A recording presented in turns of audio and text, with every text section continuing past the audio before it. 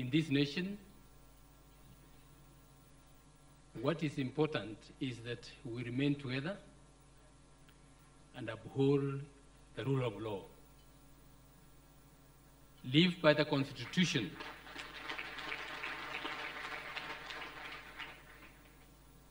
and we move on.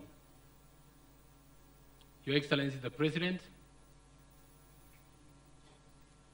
we know you have declared war against corruption. I have said this in the past. I said this even in the US last week. The judiciary, you can count on the judiciary. We are together.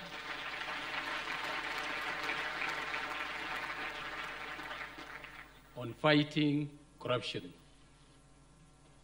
because that is good for our nation. And that's the only way God can bless all of us, if we mind to preserve the national wealth for the poor people Lord Hastings talks about in the village. God bless you.